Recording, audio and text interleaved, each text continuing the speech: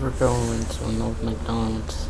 I'm sure many of you have been to a newly remodeled McDonald's, possibly one with a McCafe. But have you ever looked up why they started remodeling the restaurants in the first place? The first McCafe in the States popped up in Chicago back in May of 2001. That was just the beginning. Now, over the last 5 years, McDonald's has taken to remodeling every single restaurant in America.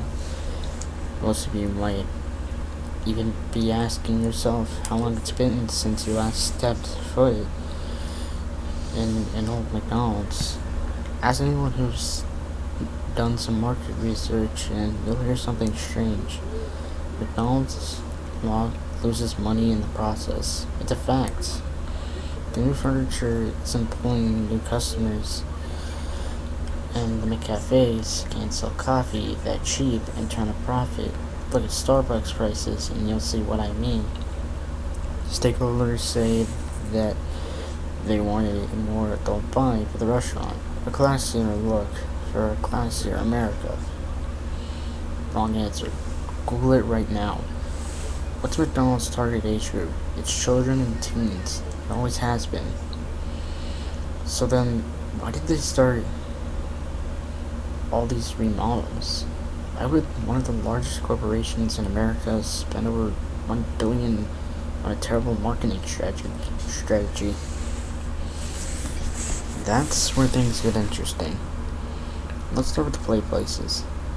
If you can remember, almost no two play places at McDonald's were identical. Some of them were really fun. I know I had a few favorites. While some of them were also really dangerous. The first gem I could find was a carousel play place in Lancaster, Pennsylvania, back in the 1980s. That got shut down mere months after opening. No information was given about why they closed. The lot had been vacant ever since.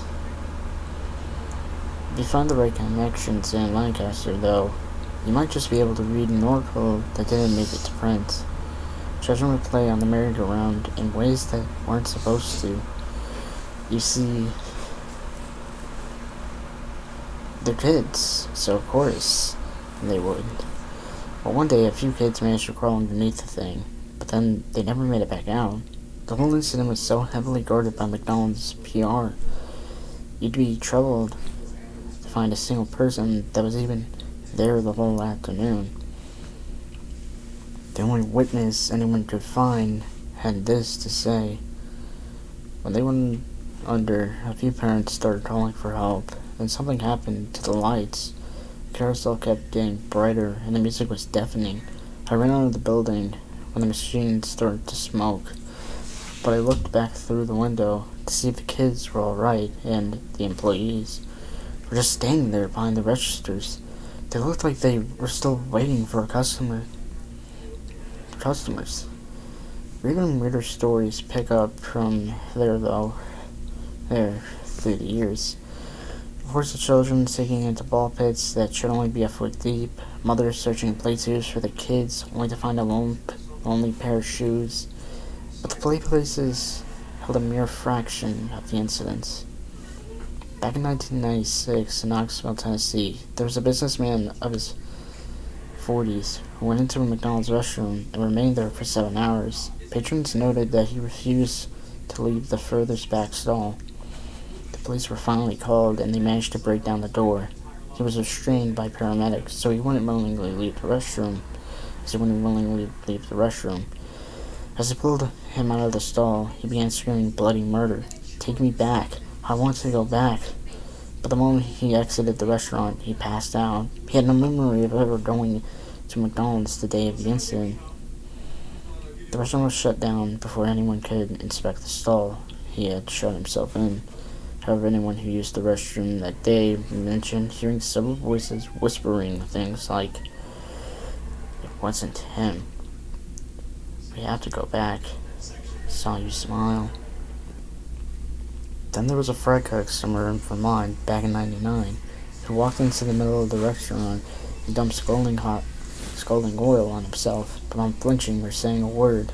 Several of the customers started to laugh and roll around in the building, the burning oil alongside him, and all were rushed to the hospital. Only one survived, but refuses to make a statement. Not that she easily could. Her throat melted all the way through, had to be completely reconstructed. Manager claimed he didn't remember ever hiring the fry cook, and that he wasn't in any official paperwork. His name tag didn't even have a name, just 4 ashes written on it.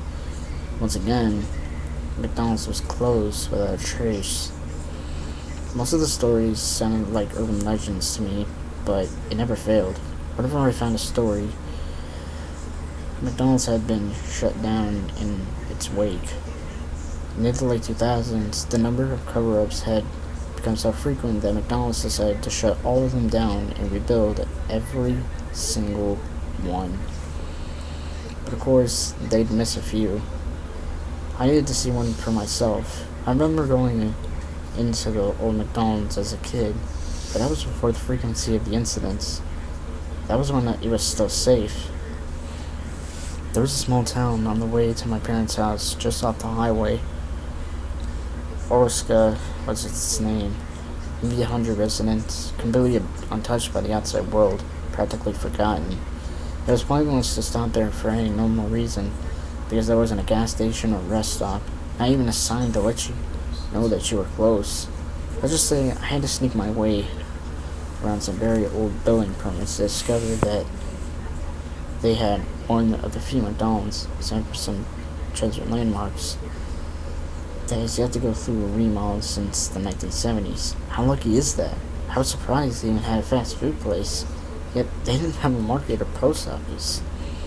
I planned a trip to my parents' place for the weekend, and a stop at Orska on the way. It was already dark out since it was the dead of winter, and I didn't get off work till 5. I was cold and grumpy about driving at night, but mostly determined.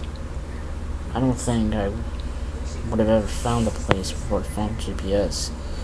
The turnoff from the highway was just a dirt road with no landmarks or anything. I was pulled into town, and a single one of the few scattered houses had lights on. Most of the street lights were out as well, as though nobody had remembered to change the bulbs in years. This place was really untouched. I'd be surprised that most of, if not all, of the residents hadn't moved out or simply died off. It definitely had the marketing of a ghost town anyway.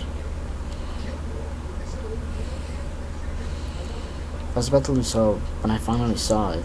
The nauseous yellow light of those golden arches barely illuminating a vacant parking lot in the distance.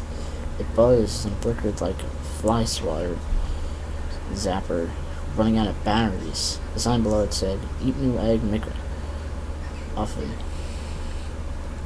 We like to saw you smile." Did I have a stroke? Which I assume was just a lazy teen's handiwork. I pulled into the Y and carelessly parked my car in the center. There was nobody else there anyway. When I stepped out of my car, I felt a squish under my foot. There was a hamburger covered in mold, with the rancid liquid oozing out. The smell was almost vomit. It was absolutely vomit-worthy. I jumped out to scrape the contents of the burger from my shoe, when I noticed the whole parking lot was covered in trash. There were happy boxes of fries and some big children's toys spilling out of old, greased-up McDonald's bags. Everything was camouflaged by a layer of dirt and snow, like it had been here for months, possibly years. I hurried across the lot to avoid retching all over the asphalt. As I approached the door, I noticed the windows were caked in dust. Somebody had taped a piece of paper to the door with the word "closed" to scribble across it in red marker, yet the sign hung from inside clearly said "open," and all the lights were on. Cautiously, I approached the door and pushed. An unofficial bell hummed an old McDonald's tune that fizzled out of the last few notes on the last few notes as the door creaked open. I looked around the rest of the room. Saw it was void of life. There was nobody sitting at any of the tables and nobody attending the register. Somebody had left a tray on one of the tables in the back, but there's no other signs someone had been there. The inside was, at least, a little cleaner. The toys on display by the counter were full of characters I'd never heard of, likely from before my time. The place was covered in faded coats of yellow and red paint, and all the tables had that classic McDonald's wood finish. The wood looked completely rotten, but slathered in coats of polish as a sad attempt to keep it looking new. All of it has sort of green hue, which I contributed to the lights. The most noticeable element, though, was a terrible burning plastic smell that stung my nose. I went up to the register if anyone was even here. I felt like I shouldn't order anything, but I was hoping maybe I could ask someone a few questions. But waited for a good 15 minutes in silence. I shouted hello with only a muted echo for a response. I had been to a few McDonald's with bad service in the past, but this was insane. But how dirty the whole place was, I should have expected as much. Just as I was about to turn around and give up, the cash register popped open. It was practically begging me to take a tip for myself. Besides, didn't I deserve a slight reward for wasting my time here? I casually walked over to it and saw at least a dozen 20s stacked high. Looking around to make sure nobody's watching, I reached in and took a few bills when the thing suddenly closed right on my fingers. The metal dug deep into my flesh, leaving a dark trail of blood down the side of the counter. I yelped in pain. Behind the counter, at the other end of the road, was a first aid kit hanging on the wall. The lights were burnt out in the kitchen area, but I needed a bandage. Pronto. I hopped over the table and made my way to the back. The burning smell was getting stronger as I walked. I noticed the grill was covered in a thick layer of grease, completely unsuitable for cooking. I passed by the frying station, and the oil was spilled to the top with maggots. I quickened my walk to the first aid, hoping to get patched up and out there as soon as possible. I was starting to realize that this restaurant definitely wasn't open for business anymore, and I probably shouldn't have entered it in the first place. I opened the first aid kit, and I saw some vomit. Idiot.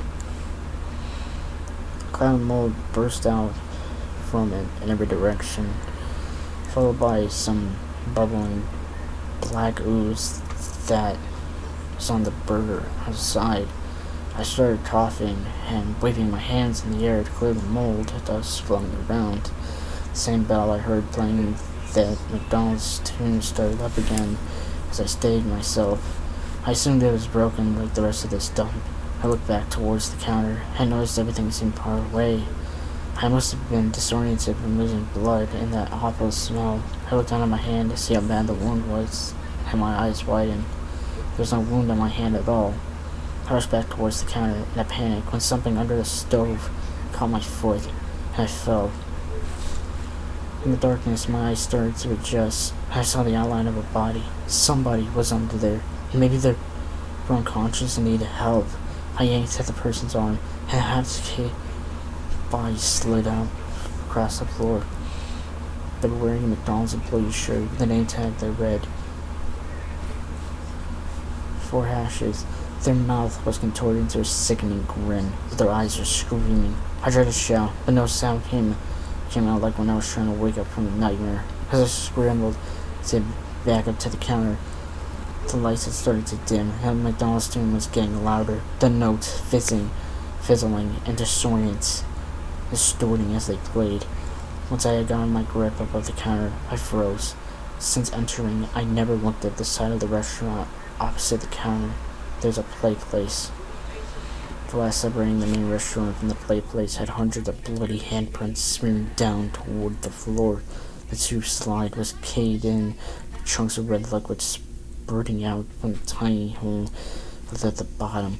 There were a row of nooses tied to the monkey bars in the corner, with employees wearing the same 4 name tags hanging from them.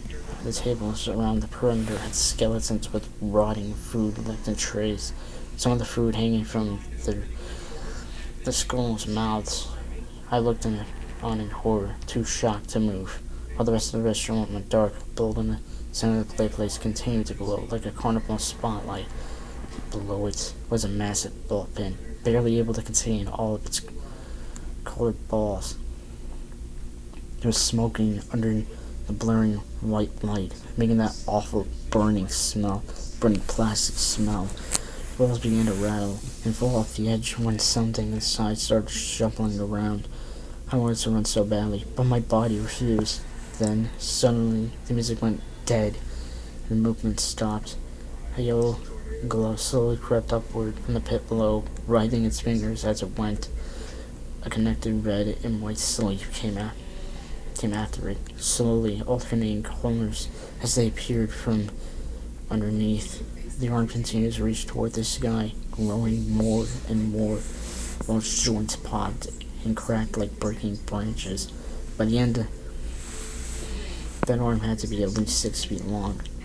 He finally reached for the light bulb on the ceiling with his gangly gloved fingers and began to twist it loose. I broke into a sprint, jumping over the counter and toppling chairs as I went. The last light went out. Just as I got to the exit, I bashed through the door, breaking the glass in the process. As I rolled into the parking lot, I heard a distant scream. Then something whispered right next to my ear in dead silence, in the same tiny distortion as McDonald's tune. I'm back. I want to see you smile. I haven't told anyone about what happened there. That night, there was an article online saying Orsa got burned to the ground a few days later. I don't know if it was a cover-up or something else, but I'm never going back to find out. I didn't share this because I want you to get involved. And by the way, I shared it to warn you what happens when you do. You can go to a new McDonald's, keep getting your Big Macs, get your McCafe coffee, that's fine. They did something to the McDonald's to make them safe, at least for now. But don't ever go to an old McDonald's, not even the drive-thru.